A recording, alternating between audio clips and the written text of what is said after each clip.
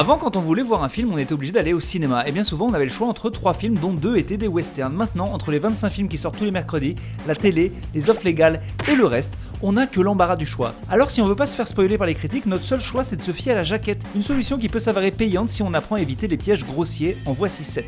Numéro 7, un film par les producteurs de. Normalement on cite plutôt le réal, et normalement on n'a pas besoin de dire ce qu'il a fait avant, puisque si le mec a une carrière correcte, on sait à peu près ce qu'il a fait avant. Mais quand on est à dire par les producteurs, sans même donner leur nom, c'est que vraiment t'es dans la mouise. Après, s'il y a des gens qui sont prêts à se dire « Hey, ce mec qui a filé du blé pour le film travaille dans la même boîte qui avait filé du blé pour un autre film qui était pas mal. Donc celui-là forcément c'est une tuerie. » Bah on peut rien pour eux.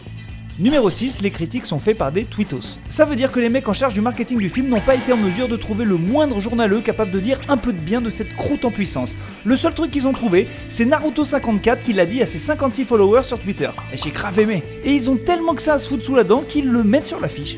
Numéro 5, on parle d'autres films sur l'affiche, et c'est marrant parce que souvent là, c'est des films bien. Par exemple, s'il y a des sabres dans votre film, vous êtes sûr qu'ils vont dire « le film le plus époustouflant depuis Kill Bill ». Par contre, s'il y a des sabres mais aussi une histoire d'amour, là ils diront « entre Kill Bill et Autant en emporte le vent ».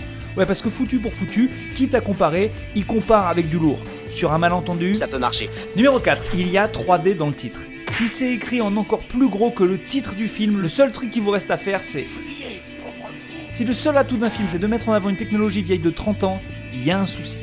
Numéro 3, les récompenses bidons. Quand le film n'a rien gagné, on trouve quand même le moyen de vous dire qu'il a été sélectionné. Parce que c'est déjà beau de participer.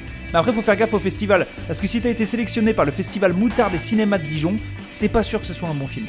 Pas sûr du tout. Numéro 2, la citation d'un mec connu. Très souvent c'est Tarantino et très souvent c'est un truc comme « ce film est mortel ». Bon, c'est pas qu'on l'aime pas Quentin, mais il faut savoir que c'est un vrai boulimique capable de s'envoyer n'importe quel nanar en entier parce qu'à la 37e minute, il y a un plan sympa sur un zombie qui bouffe une nonne. Donc méfiez-vous des citations de réal, ces gens sont pas comme nous. Numéro 1, il y a Danny Boone dedans. Mais là, si vous réussissez à vous faire avoir avec celle-là, on est obligé de vous décerner la palme du plus gros blaireau de 2016.